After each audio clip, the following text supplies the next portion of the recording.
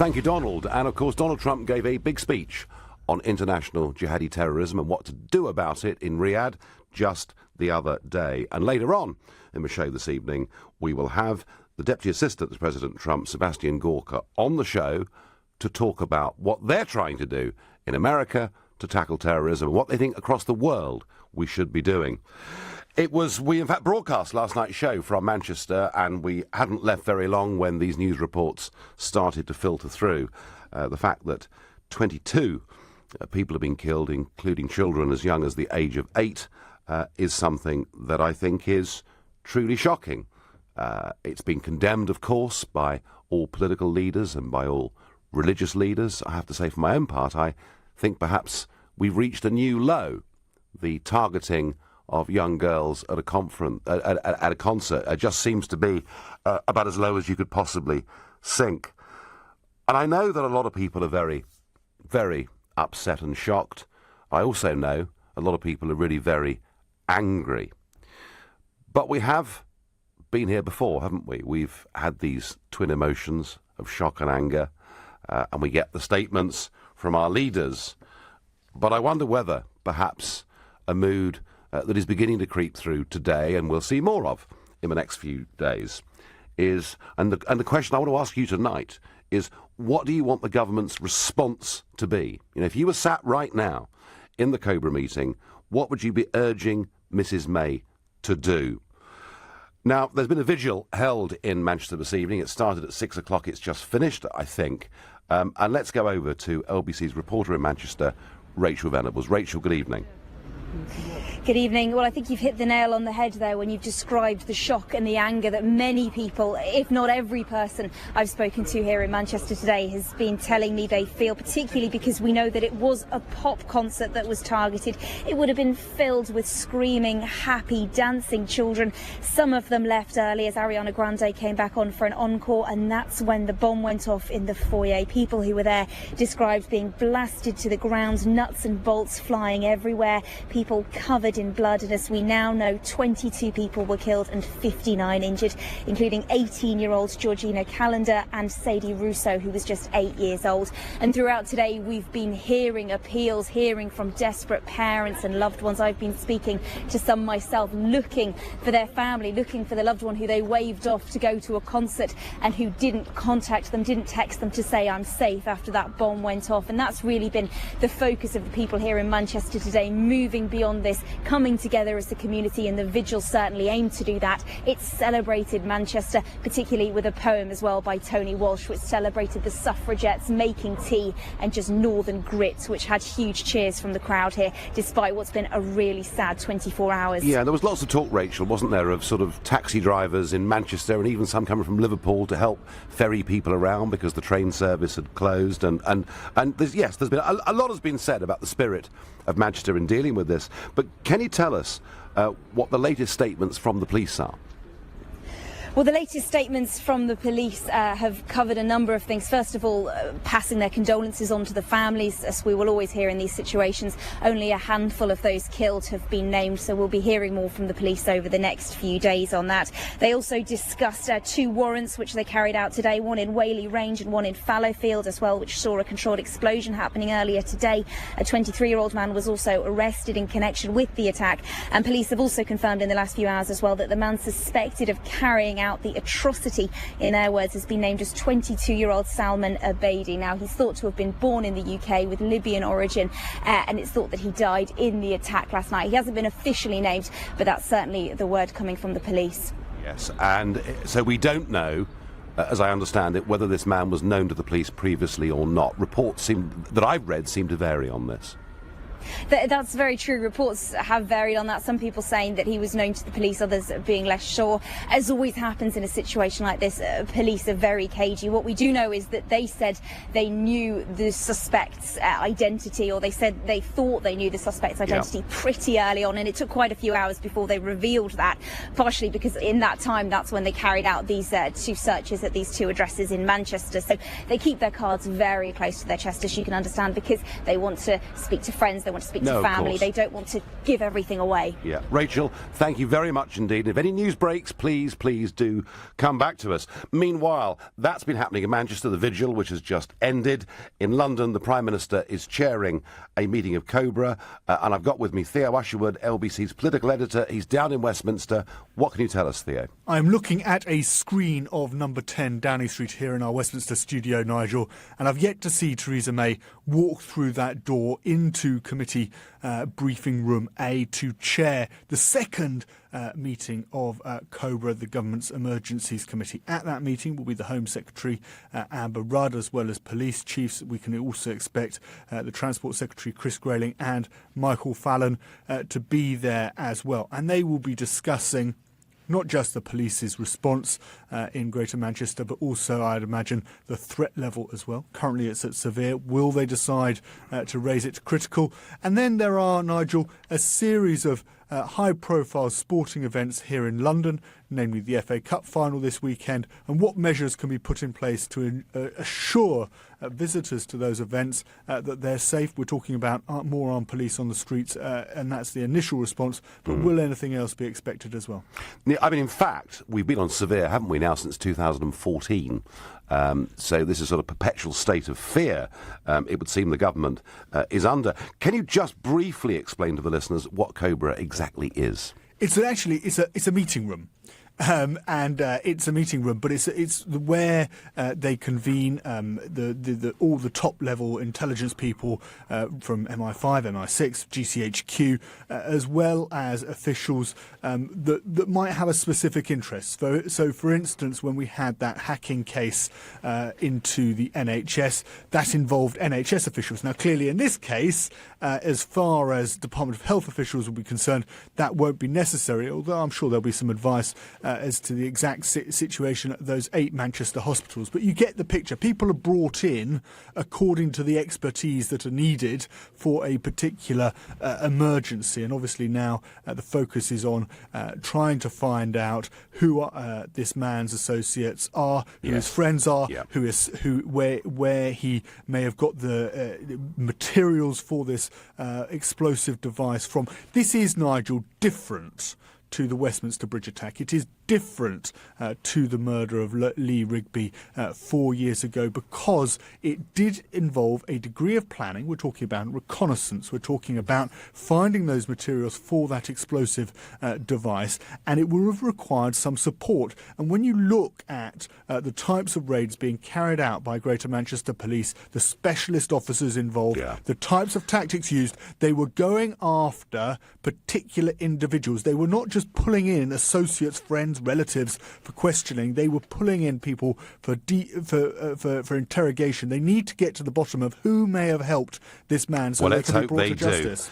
I'm sure I speak for everybody listening to say let's hope they do. And just briefly, Theo, what are the implications? I mean, there's never been, as I understand it, a terrorist attack that has taken place during a general election campaign. We had the murder of Joe Cox that took place in the referendum last year, but this has never happened before in a general election. How long do you think campaigning is going to be suspended for? You're quite right to mention that's true. I think what we're going to see, and it was mentioned today that there'd be a suspension. It was said today there'd be a suspension of national campaigns. So Theresa May, Jeremy Corbyn, Paul Nuttall and Tim Farron will lay off the campaigning at a national level for the time being. I think tomorrow we'll start to see a bit of local campaigning, the delivering of leaflets, knocking of doors by a few candidates, and of course the main party leaders hadn't ruled that out. Friday is the day when we're expecting it to be stepped up again. But of course, Theresa May and the Conservative campaign has been very much about her personally. Yes. Is going to be in Brussels for NATO and then Sicily for the G7. And so she won't really be taking part in campaigning properly until Sunday. And we know that, in actual fact, the Conservative leader doesn't really like to campaign on Sunday. So in many ways, it could be that we don't really see a proper resumption of the campaign until Monday. Yeah. Theo, thank you ever so much indeed. Well, imagine that you're there at that Cobra meeting, which hasn't actually started, was supposed to start, but is about to start. Imagine you're going into that meeting. what do you want the government's response to be? What would you say to Theresa May needs to be done? Let me know. Call me on 0345 6060 973. You can text me on 84850. You can tweet me on @LBC using the hashtag Farage and LBC. You can watch us and comment, of course, on LBC's Facebook page too. And I'm going to go first to Emma in Ealing. Emma, what do you think the government should do? Hi, Nigel. Well, quite frankly, I want the government to clamp down on what's going on in the UK. First of all, I'd like to say that I integrate and I work with a lot of Muslims. I'm a teacher. Yes. And yes, of course, there's lots of lovely Muslims out there. They're wonderful people, fabulous. And they're not all terrorists, I don't think that at all. And they're not all extremists. However, I've watched many programs now there was one particular one that's really shocked me because I only watched it a couple of weeks ago, but it was aired apparently a couple of years ago on do you know Stacey Dooley? She did a documentary about her hometown, which is Luton. Oh, that's right. And she was there attending a march by Muslim people who were protesting about a woman who had been arrested. I'm not quite sure of the details of the arrest. And there were hundreds and hundreds of these Muslim people, and they were all attacking Stacey Dooley, saying that she was a disgrace for wearing this lovely long dress that she had on because she looked naked to them, and they were absolutely inciting hatred against British. But so why would people living in what would have driven them, if what you say is absolutely true, what would have driven them to incite hatred? What's going wrong? I don't know. I really don't know. It saddens me greatly. I know there's some people who would want to live here peacefully, but I don't know. But they've obviously come from countries that they're trying to get away from, so I would have thought they want to come here and live here and bring their children up in a very peaceful and wonderful environment. I mean, I think the UK for me is a wonderful country. We're incredibly tolerant. Yeah, we have been, certainly. I can't understand why these people can't embrace that. And, you know, they don't embrace that. They do not integrate. There's so many things we need to do. On that video, every female Muslim was completely covered up. You could not see her face. That is frightening for me. Would that be your number one thing that needs to be changed, Emma? Absolutely. Ban the veil. I'd even go further than that. I would ban the headscarf for children under the age of 18. Because I think it's actually quite an awful thing to see. I see little kids in school, aged 5 and 6, wearing a headscarf. I kind of find it quite cruel. Emma, you've made your point very clearly. Emma wants a ban on the veil, on the headscarf for children. If you disagree, get involved, let us know. You're listening to The Nigel Farage Show, exclusively on LBC. It's 7:15. Nick Ferrari at breakfast on LBC. Concert goers, many of them in their teens, coming to the end of the show when an explosion went off. Corinne in Mill Hill. Corinne, you should have gone last night. It's horrific, and a twist of fate saved us being there. We've got 3 kids between us. Managed to get tickets, thought I'd take them away for the weekend as a surprise. Right. We turned on the news last night, and we were in absolute shock because we saw the pink balloons at the concert we were at, and they were beautiful. Pink balloons fall from the ceiling. It was quite a lovely moment. There were lots of kids in the arena, all kind of grabbing the balloons. She's a really well-respected artist. The stadium was packed. Nick Ferrari at breakfast, every weekday morning from 7, only on LBC. With Hampton by Hilton, now open in Aberdeen. Divorce. It affects every part of your life. You, your family, your home, your finances. And if you're a man facing divorce, perhaps even one you don't want, the situation becomes even more complicated. It's at times like these that you need a professional you can trust. Cordell & Cordell is dedicated to helping men in matters relating to divorce. Call now on 0330 60 60 161 or visit cordell.co.uk, office in central London. A partner men can count on. Do you have a property investment business? Are you affected by the upcoming taxation changes for buy-to-let investors? If you think you are, or that you might be, act now. Speak to the specialist property accountants at Barnes Rofe and arrange a no-obligation review and get expert advice you can trust. Barnes Rofe. Clever accountants for property businesses. Visit barnesrofe.com/radio. You know the saying, blink and you'll miss it? Well, you could use it for TalkTalk's Fibre Flash sale. Because for a very short time you can get TalkTalk Fibre, which is 4 times faster than standard ADSL broadband, for just £25 a month including line rental, for 2 whole years. It's Britain's lowest priced fibre compared to Sky, BT and Virgin over 24 months, saving you up to £535 versus BT.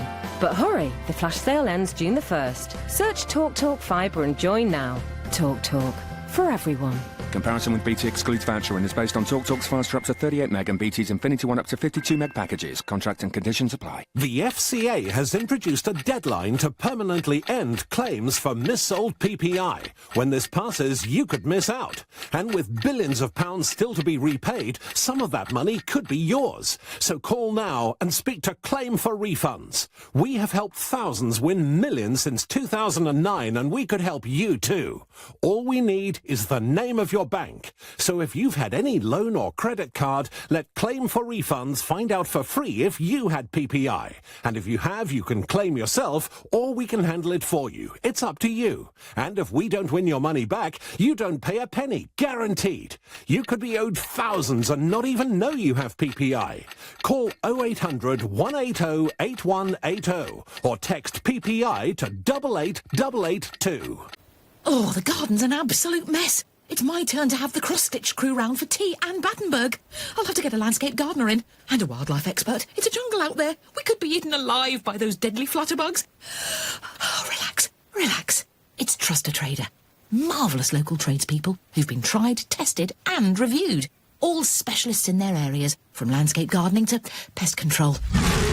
Oh, visit trustatrader.com. TrustATrader.com. The Nigel Farage Show on LBC. Call 0345 6060 973. The country is a sadder place today without any shadow of a doubt. The murder of 22 people, including children as young as the age of 8, has shocked people, horrified people, saddened people and angered people too. But we've heard before our leaders telling us that they'll stand firm and they'll be resolute. But I'm asking you tonight, what do you want the government's response to be? What do you want them to actually do? If you were there at that Cobra meeting tonight with the Prime Minister, what would you be urging her to do? Edward in Northampton, put yourself in that room. What's the one thing you think needs to be done? Good evening, Nigel. Good evening. It's the first time I've ever spoken to you. Well, welcome. Welcome, but sadly on this very, very macabre subject of what happened last night. Yes, it is. I think they should seriously bring back in a big way stop and search. Yes. Definitely. I believe, I'm not 100% sure, but I believe that when we had it, which it was only a few ethnic minorities that complained about it, I'd have no problem being searched any time of the day or night, Nigel. No problem at all. But if you're dealing, Edward, with something like knife crime in London, which apparently is at epidemic levels in some boroughs, so there are hundreds of people carrying illegal knives, I can see in that case why stop and search would find a lot of people with knives. Yes. But if you're dealing with one suicide bomber in a city the size of Manchester, is stop and search really... I mean, you really would be then, I think, would you not, looking for the needle in the haystack? Well, yes, and what I've heard today from reports on LBC, that these people started queuing about 6 o'clock to go into a concert at 7:30. I mean, I would make sure that everyone's bag and everyone was searched going through those turnstiles. Well, I think, Edward... Take 6 or 8 hours, Nigel. Yeah, no. I think, Edward, to be fair to the venue, the reports that I read is there was security for people going into the building and their bags were searched. The problem is what happens outside. And this is exactly the same thing the authorities in Brussels came up with. That once you've gone through airport security, you've been metal checked, bag checked, patted down, asked to half undress and all the rest of it. But as you actually arrive at Brussels airport and drop people off, it is effectively a public space. And the problem with what happened last night was it happened in what was a public space. So, I mean, I'm not pretending for one moment that dealing with this is easy. No. But what worries me, Edward, is why and where are people being radicalised? That's the bit that really gets me. I mean, I heard today again on the news that trying to get into Windsor Castle, you're searched before you even get anywhere near the grounds. Yeah, well, we may, Edward, we may be heading towards that. The danger is that in fact all we do is push the problem to another place. Edward, you've made the point. The police need more powers. They need to stop and search people and not be worried about being criticised for profiling by religion or age or sex or race or anything else. Edward, I thank you very much for your call. Brad, in Stoke-on-Trent, what's the one thing you think needs to be done? Hi, Nigel. Thank you for talking to me. I think there's a real problem. I think what we've got is we've got people being radicalised on things such as social media. You know, you've got young people that don't feel part of society and feel segregated and feel like they don't belong to anything, and that's why it's so easy for them to get radicalised through social media and websites. It's easy to go on and do a Google search and watch a few propaganda videos and end up with all these crazy ideas of going and doing these things. What is the one thing that we need to do? I don't think it's as simple as putting it down to one thing, if I'm honest with you. No, I didn't say it was, Brad. I said, what's the one thing you would suggest? That was all. Sorry. Yeah, I think the thing is, Nigel, is the one thing that I think that we need to do is we need to be a bit more close circuit. Like, this person was on the watch list. Now, I imagine that there's thousands and thousands of people on the watch list, but why are they getting forgotten about? Why is nothing being done about that? These people need to be monitored. We need to have people monitoring these people so that they are not able to sort this. But the problem is, there's a lot of terrorists that are already over here in the UK. You know, I remember when the refugee crisis was happening, and potentially sort of still is, when the refugee crisis was happening, ISIS said themselves, we're going to send fighters onto boats. There was people throwing the passports in the sea, saying, yeah, I'm a refugee. You know, at the end of the day, the problem is that they've already been integrated into our society, and they're now being spread out across the country. And we can't do anything about it. We're going to struggle so much to do anything about it whatsoever. And it's hard, you know, because as I say, these people who got killed were innocent young people. Of course, and that is the type of people that they target. They target the innocent. So the internet, though, you think is potentially a really, really dangerous problem in all of this? It's a breeding ground. It is a breeding ground. It's so easy to go and do a Google search and find any ISIS propaganda, anything like that. So should we, Brad?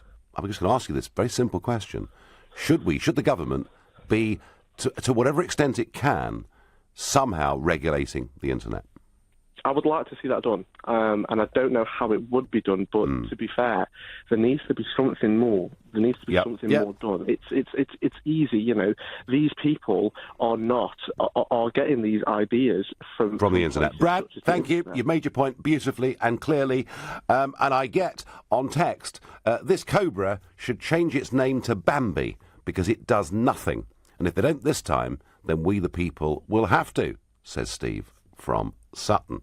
You cannot expect security services to catch everyone, but staffing needs to be reviewed and, if requested, increased. But mindful that our lives cannot change, says Cindy. Cindy, I have a feeling that our lives, in many ways, have changed already. Just catch an aeroplane flight and you realise that our lives have changed as a result of the threat. And here's the one that I was expecting and I've been seeing today. The government needs to round up and isolate the 3,500 jihadis that were allowed back into the country. Well, I don't think 3,500 jihadis were allowed back into the country. I understand the number is estimated to be between 500 and 1,000 people, British passport holders, who've left these shores and gone to fight for ISIS in Syria and then come back into the country. And yes, they are dangerous people. They've been brutalised and they've learnt to make bombs and to do all sorts of things. And I would love to think we could stop any of them coming back into our country and, frankly, in my view, take their passports away. But the 3,500 number, it's 3,500 suspected jihadi terrorists that are living in the United Kingdom. And there is a question here. Do the security services have sufficient resources to monitor 3,500 people? And I've seen even quite well-known national newspaper commentators today suggesting that we should round up the 3,500, a sort of, I don't know, what would it be, a British Guantanamo Bay or whatever it is. I have a feeling that won't happen. I think it probably in any country in the European time zone perhaps has too much of the shades of the 1930s about it. But make no mistake, listeners, there are quite a lot of people out there today suggesting that's what we need to do. I'm going to ask Darren in Barnsley. Darren, good evening. What on earth do we need to do? What do we need to do, Darren? What would you do? What would you tell the Prime Minister, Darren? I've just sat and listened to your callers and what you've just said. Yep. And you've basically taken words out of my mouth, if I'm quite honest. That's all right. That's all right. So, yeah, this is thing. You could do a Trump thing and ban all Muslims coming into the country, but then you've got to... Well, Trump, to be fair, Trump, to be fair, wasn't actually doing that. But you've got the problem. See, the thing is, you've got Muslims, and then you've got people who are extremists, and that is the issue. You've got the issue. The issue is you've already got the extremists here. Muslims is probably the wrong word to say, but somebody needs to stand up and tackle the problem within. So, firstly, what I do is anybody with terrorist links or known terrorists. That is the words what I can't comprehend. When something like this happens, and then somebody turns around and it comes on radio, comes on news that there were known terrorists. They were known. So why on earth has this been allowed to happen? So what needs to happen is, number one, if you've links, or if you've been to Syria and you've come back and they've got an idea, they need to do exactly what you've just said. So somebody, if somebody, Darren, living in a community not too far from you, had been out to Syria and come back, do you think their own parents or their own brothers and sisters should report them to the authorities? Well, that depends, because if they've got family in Syria, it's like anything. You can lock paedophiles up, can't you? If somebody's looking at wrong things on the internet, they know somehow. So if somebody's looking at, it's like grooming, isn't it? You get the kids. So if you ban Muslims coming in, you try and stop the Islamists. And the other problem, Darren, is there are 3 million people of Muslim faith living in this country.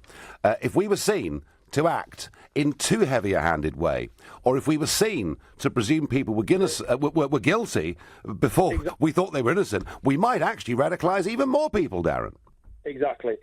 And I think the only party is the Muslims themselves. They need to sort it out. Darren, you've made the point beautifully. I thank you.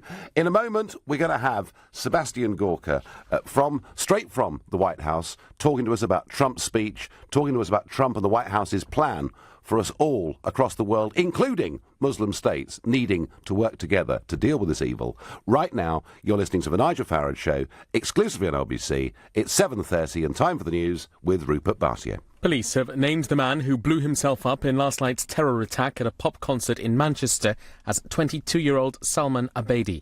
Ian Hopkins is the Chief Constable of Greater Manchester Police. Our priority, along with the police counter-terrorist network and our security partners, is to continue to establish whether he was acting alone or working as part of a wider network. It's been confirmed an 8-year-old girl is amongst the 22 people killed. 59 others were hurt. A 23-year-old man has been arrested in connection with the attack, and a number of properties have been searched across Manchester. Tonight, the Prime Minister is chairing another meeting of the government's Emergency Cobra Committee. Stay with LBC for the latest. LBC weather. Mainly dry and cloudy into the evening. Some rain in western Scotland, a low of 12 Celsius. Sunny spells tomorrow, a high of 25 degrees. LBC Travel. Good evening, I'm Andy Lake. Starting off in Hertfordshire, the M25 is queuing clockwise between junction 24 for Potters Bar and 25 for the A10 at Enfield. The inside two lanes of 4 are blocked to recover a collision. Into S6, the M11 is queuing southbound approaching junction 6 for the M25, where the exit slip is blocked after a serious accident earlier. Queues are back to junction 7 for the A414 at Harlow. Elsewhere on the M11, close into London, a lane is closed on the northbound entry slip at junction 4 for the North Circular, leaving delays of around 20 minutes. The Bow interchange. In Cheshire, the A55 is closed eastbound between the Porthouse roundabout and the A41 after a collision, causing long delays around there this evening. And in Manchester Victoria Station is still closed. It's going to remain closed until at least tomorrow. Many trains are being diverted via Manchester Piccadilly instead, and the roads immediately around the arena are also still shut. For more real-time traffic updates, go to lbc.co.uk. Britain decides. Follow the general election from every angle on LBC. It's lights out and away we go. That emergency plumbing job is no match for Nigel and his Renault Traffic van. It's his best performance yet. Renault Pro Plus vans are trusted as the logistics partner to the Renault Sport Formula One team, delivering vital components day in, day out. See how the award-winning Renault Pro Plus range can power your team with reliability and aftercare service you can count on. Visit one of our Renault Pro Plus specialist dealers to find out more. When you need more space. Think creatively. What could you use a log cabin for? A studio? A home office? A den for the kids? Creative Living will design and build a log cabin to suit your needs, even taking care of electricity and climate control. See for yourself at our 3 large cabin display villages in Surrey. Find out where at creativelivingcabins.co.uk. Your own log cabin, handcrafted, the creative living way. The British Heart Foundation, London to Brighton bike ride.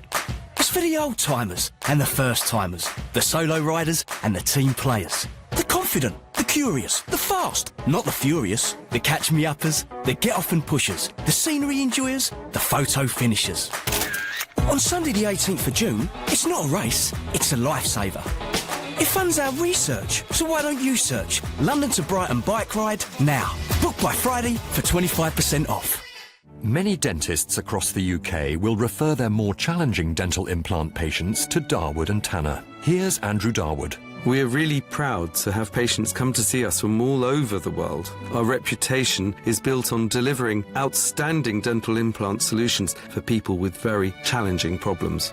To find out more about the transformational effect of Darwood and Tanner dental implants, go to darwoodandtanner.co.uk. Darwood and Tanner, obsessive about dental implants. Oh, the garden's an absolute mess. It's my turn to have the cross-stitch crew round for tea and Battenberg. I'll have to get a landscape gardener in and a wildlife expert. It's a jungle out there. We could be eaten alive by those deadly flutterbugs. Oh, relax, relax. It's Trust a Trader. Marvellous local tradespeople who've been tried, tested and reviewed. All specialists in their areas, from landscape gardening to pest control. Oh, visit trustatrader.com. Trustatrader.com. The Nigel Farage Show on LBC. Well, in the wake of the horror in Manchester last night, there's been condemnation of what happened, not just from British political leaders, but also from leaders all around the world. And this is what President Trump had to say.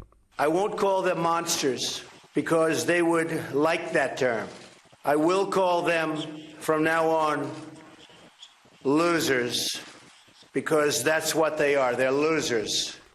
I like that phrase, losers. Well, I'm pleased to say that joining me now, I've got Seb Gorka. He is the Deputy Assistant to President Trump. He's also the author of a book called Defeating Jihad, The Winnable War. And I have a signed copy of that book, Seb, and it filled me with some optimism, I have to say, that things can be done. Welcome, Seb, to the programme. Thank you. That was the point of the book. We defeated the West. Britain, America defeated the Nazis. We defeated the Soviet Union. We are facing totalitarians again. This time it's global jihadists, and together we will defeat them as well. Well, I think that's the message that the people of this country need to hear today. I was very interested that shortly after we heard that this bomb had gone off in Manchester last night, but without knowing, who the perpetrator was, you put out on Twitter that the Manchester explosion happens on the 4th anniversary of the murder of Fusilier Lee Rigby. Dates matter to jihadi terrorists. Can you just explain that to us, please? Yeah, so terrorism in general, but specifically jihadi terrorism, isn't just about death, destruction, and murder. It's about symbolism. Look at 9/11. Look at the event that happened yesterday. Look at the symbolism. September the 11th was a very important date in Islamic history. Yesterday was the 4th anniversary of the brutal murder of Fusilier Rigby. And that's not a coincidence. These things matter. They take a lot of planning. 9/11 took years of planning. Yesterday's attack probably took at least months of planning. And they pick these days specifically to send their message of fear. But as the president said yesterday, we don't call them monsters because we're not afraid of them. Yes. These are losers, and we will crush them, Nigel. I thought that was a really clever word the president used, because, as I understand it, the people that commit these barbarous acts believe it makes them great people and they'll be immortalised in history. So I guess that's why Trump used that word loser, yeah? Yeah, because, a monster is something you're afraid of. A monster is powerful. Yes. These people aren't powerful.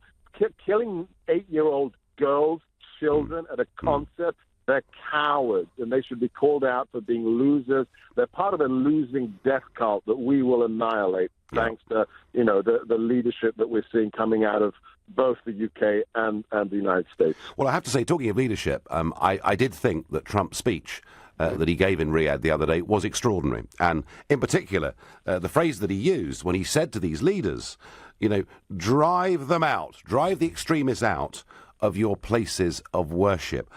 Do you think that the Trump visit, that Trump saying, look, I'm not against all of you, whatever was said in the campaign was said, I want to work with you, I want to beat the bad guys. Do you see any signs of hope coming from this trip, that we can perhaps get some genuine cooperation with parts of the Muslim world to try and beat this evil?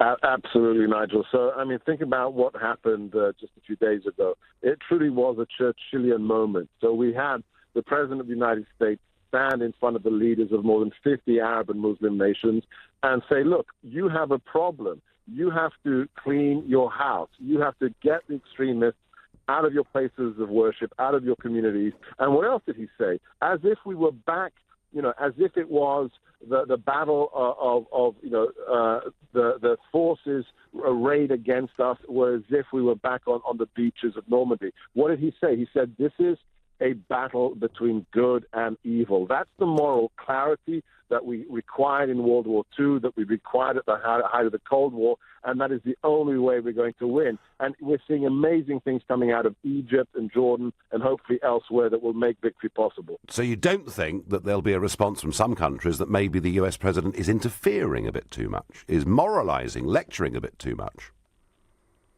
Look, there's so much misconception. I don't even. The president calls it fake news. As the brunt of some of that fake news in the last 17 weeks, I've just come to the conclusion it's propaganda. It's the same with Brexit. The amount of lies that were spun is just, it's unbelievable. It's unbelievable. Well, I won't disagree with you on that point, that's for certain.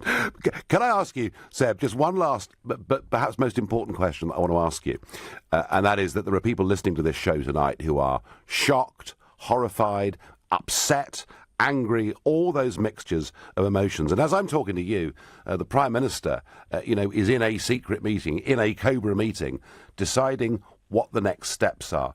And I do feel that we've almost had enough of being told after each of these attacks that we condemn what has happened. I think the British people now, and the people across Europe, want some action. If you were in that meeting, what would you advise our Prime Minister to do right away? Exactly what we've been doing here for the last 4 months, Nigel. First things first, no more political correctness, no more censorship. We talk about the enemy as who they truly are and the ideology that drives them, global jihadism. Second, we empower those people who need to be empowered, especially amongst the Muslim community, especially amongst our Muslim allies, the people who are pushing back already, but who we don't help. Because they're talking about religious themes or because it's not politically correct. And the last thing, this isn't really a war about bombs and bullets. That's part of it. It's about intelligence. Just like with the IRA, we have to find these people before they strap on the vest, before they go kinetic. Then we will win. So reinforcing human intelligence capabilities. Seb, I can't thank you enough for coming on the programme and for being so positive and uplifting on what is a black day. Thank you very much indeed. Well, we were very fortunate, I think, to get Seb Gorka there, who has studied this subject for years. And so often, when you hear people, when you hear the critical voices, when you hear those that condemn the government and say they've got everything wrong, so often it's a negative message. And what is fascinating about Seb Gorka, and you heard it there, is it's a positive message.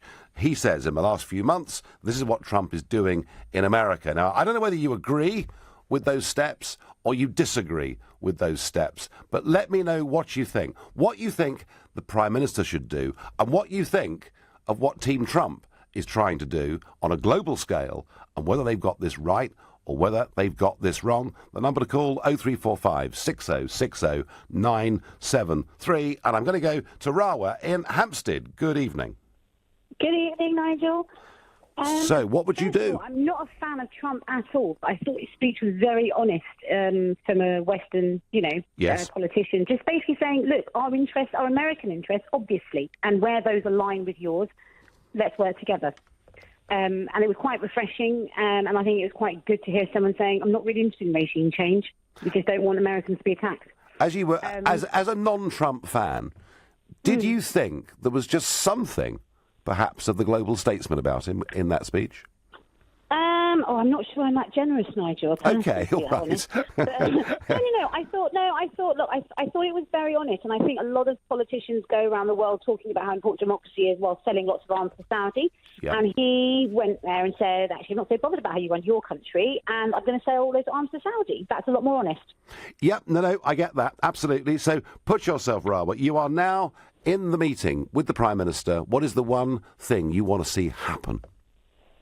I think what we're doing isn't working. I don't think the solution is more monitoring, more, crushing down on the Muslim community. I think that for whatever reason, we've got people who are turning out to be mad, nutter terrorists, and it is disgusting and it's horrible. This is a British guy. I don't link it with the refugee crisis. He was born here. He's our problem. Yes, his parents were. His parents were refugees. But yes, he was born here. He was born here, and we think he may have visited Libya. But we basically think he was radicalised here. So we've talked about the internet, but there are other problems too, aren't there, Rawa? I mean, for example, we've seen examples of schools. Where Ofsted has said, look, something's got to stop here. And even prisons, because the guy that drove into those people on Westminster Bridge had been radicalised in a prison in Norfolk. So there is a lot to do, isn't there? I think the prison system is a big issue. Quite a lot of terrorists across Europe and Britain have been through the prison system. One of the interesting things is our prison system doesn't work. I think the recidivism rates are nearer to 80%. You've got countries like Norway where they're below 10%. And what Norway does differently is I think after, when you've committed a horrific crime, the first person you see is a doctor.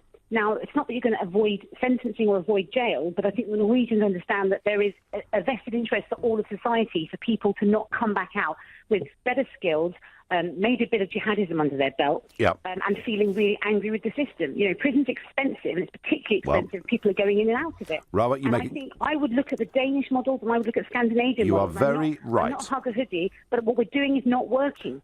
You've made a very powerful point. It's not working, and prisons are a real problem, and I thank you for your call. In a minute, we're going to look specifically at radicalisation in prisons with the help of an expert.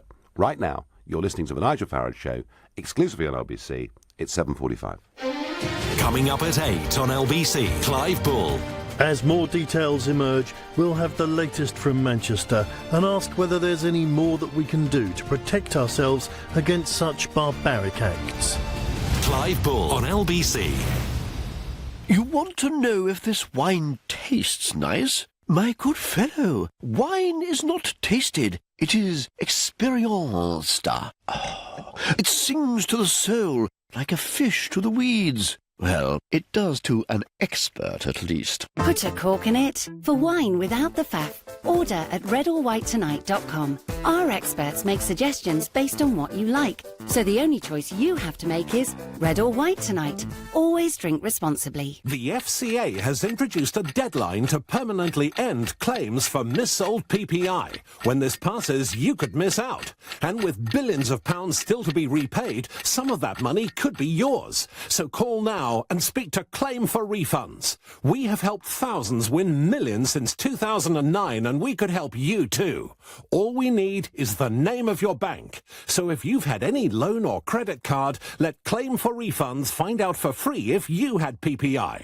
And if you have, you can claim yourself, or we can handle it for you. It's up to you. And if we don't win your money back, you don't pay a penny, guaranteed. You could be owed thousands and not even know you have PPI. Call 0800 0800 180 8180 or text PPI to 88882. It's lights out and away we go. That emergency plumbing job is no match for Nigel and his Renault Traffic van. It's his best performance yet. Renault Pro Plus vans are trusted as the logistics partner to the Renault Sport Formula One team, delivering vital components day in, day out. See how the award-winning Renault Pro Plus range can power your team with reliability and aftercare service you can count on.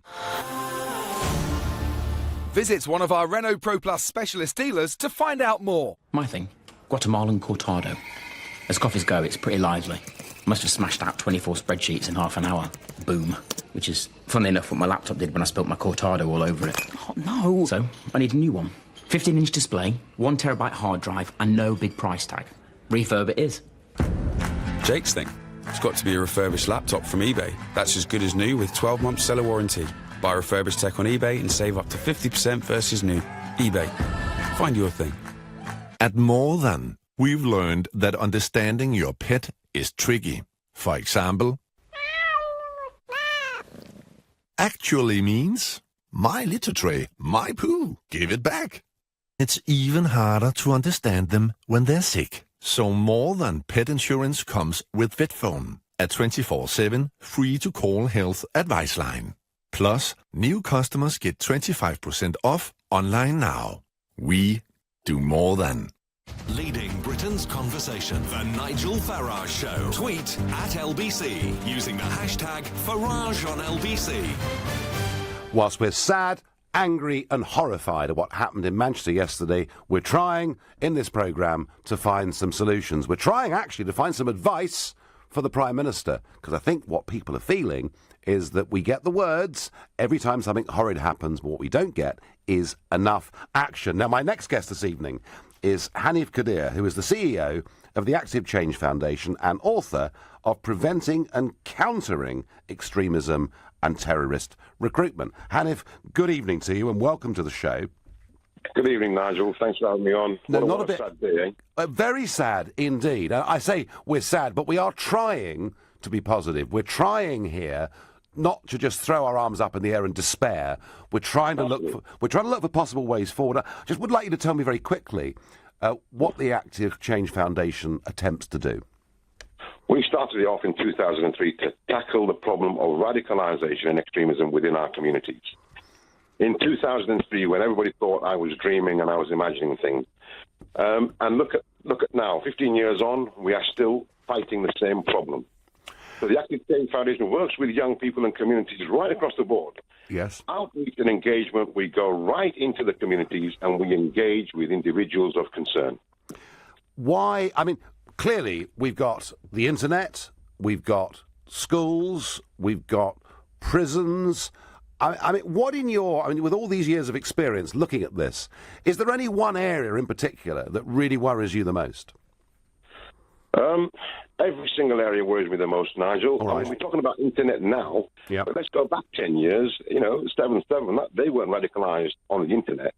So radicalisation happens in our communities at every level. Institutions are vulnerable to radicalisation. Prisons, we know that is a fact. The problem that we've got here is that there's not enough being done effectively by organisations that are at a grassroots level to tackle the problem. And the reason that is because we are led by a government that's become so risk-averse that if we want to tackle this risky problem, we have to take certain risks. And if organisations like us are not allowed to take those risks, the problem's only going to get worse. You will obviously have looked at Theresa May, who was Home Secretary for 6 years, and, does she understand the depth of this problem? Is she the right person to tackle this? 64 million dollar question, Nigel. How do you want me to answer that? The truth or the alternative fact? Well, I don't know. I mean, I guess the truth might be handy. Absolutely. The truth is, I don't think she does understand the depth of this problem. And I've worked very closely with Theresa May and her team. And my conclusions will remain with me. But I think that, in all honesty, I don't think the whole team fully understand the level and the depth of this problem. If they did, they would allow us to continue at the pace and the level that we have been doing for so long. For nearly 15 years, we were championed by the Home Office. We were doing successful work, but there's a lot of organisations that are out there engaging with communities. Effective outreach is not happening. Effective understanding of the problem and expertise where it's needed is non-existent. And if you were sitting in that Cobra meeting now, what would you say needs to be done right away? I would say what I've said before. Let's do what they are doing, tapping into the human resource, and they are changing them to become monsters and losers, like Donald Trump said. We can tap into that human resource and turn them into assets. You know, we have to be able to to take risks, because it's risky business. We can stop this problem. I am confident. I have demonstrated how we can stop this problem. We need to be able to do the work that needs to be done and not be dictated to by central government. OK, but it's not easy for central government to know who to trust to do this, is it? Exactly. But then, look, since 2003, we've helped shape the Prevent agenda. The Prevent agenda, let me tell you one thing. From my perspective and from the work we've done, it's the best thing since sliced bread. It hasn't been communicated effectively to the communities. The communities have lost trust in the government because we haven't demonstrated the effectiveness of it. Now, the government wants to do that only at a time when people have become so suspicious of Prevent, they don't trust it. So any organisation that's associated with government is no longer trustable by communities. So really, your message is that there is great work we have done. There's a lot more great work we could do. We just need to empower the right people to go out there and do it. So basically, it's still a positive message, but one tinged with a bit of frustration, Hanif. Of course. I mean, there is no doubt in my mind, and the team that I work with, the people I've met, police officers, security officers, civil servants even, that we can tackle and we can stop this problem. It lies with the risk averseness at a ministerial level and not allowing organisations like us across the country to get on with the damn job. And one last little question for you. Who out there amongst the British-born Muslims, what type of person is the most vulnerable to being radicalised? Everybody's vulnerable to being radicalised. Wow. Hanif, thank you very much indeed for your call, and well done for all these years you've been doing your utmost to fight this horrible disease, and that's what I'm going to call it, because it is like a very nasty, unpleasant disease. And on Twitter, I get, we should act on intelligence before the killing, not after. Yeah, actually, the authorities tell us they have stopped 13 major terrorist attempts over the course of the last few years. And do you know what? For once, I do actually believe the authorities. Every person who's been to Syria and fighting for ISIS and returns to the UK should either be locked up or deported. End of. So I'm getting quite a lot of messages through like that. It should be a straight, heavy nicking for anyone that puts up anything to do with ISIS online, the same as it is for child abuse. Interesting, the internet has provoked a lot of response. Gareth in Liverpool, tell me, what do you think needs to happen? Good evening, Nigel. Good evening. I don't know. I've got a bit of a dog in this fight. My business partner's wife was stood feet away from the blast. She's currently in intensive care. Oh gosh. So my feelings are running high at the moment. But the problem is there's an all too familiar pattern emerging with the perpetrator of this. It's come out. He follows the same religion as every other terrorist attack we have in this country. It's come out and they're saying the same. He was a lone wolf. He was this, that, the other. But the security services in this country constantly monitor 3,000 people. And every time there's a terrorist attack, it comes out they were on that list. They were known to the services. They're spending £9 billion a year to watch these 3,000 people, only for when one of them strikes to go, hey, we were watching them. Well, do something about them. We're going to need, it's extreme times. We need extreme measures. I've never known, not in the recent decades, known a terrorist attack to hit so close to home. The last one probably being, sadly, Manchester again, 1996. The Arndale Centre. With the Arndale Centre. Yeah. But Gareth, what are you suggesting? Look, there are 3,500 people on this list that we've talked about. What do you really think? I mean, if you were sitting with Theresa May now, what would you recommend that she does with these 3,500 people? Honestly? Yeah. Open a camp like Guantanamo Bay and throw them all in. They're all potential bombers. They've all got the potential to do this. So they should be straight away thrown in a camp or a prison or something where they can say, right, we need to monitor you. We need to find out what chances are you're going to do this. Because it's not just the 3,000. There's also the Inspire magazine. I'm sure you've heard of that. I have, yeah. Which is a terrorist manifesto, which tells people how to kill efficiently. 50,000 people in the UK downloaded that last year. So let's assume that all those 3,000 downloaded that. There's 50,000 potential lone wolves out there now. Well, I'd be careful about that because we're exposed to all sorts of stuff on the internet without being changed. Gareth, what you've said is very strong. You are not alone in saying it today. As I say, it worries me. It shades of the 1930s. That's the bit that gets me. But lastly, and most importantly, how is your business partner making? How's he getting through this? Wife in intensive care. I haven't spoken to him. I know she was in theatre until lunchtime. She's got severe trauma, life-changing injuries. So he's the information we've got is from. Okay. Well, we wish her well, Gareth, and we thank you for the call. You've been listening to the Nigel Farage Show on LBC. I'm back tomorrow evening from 7. Coming up at 10, it's Ian Collins. But up next, it's Clive Bull.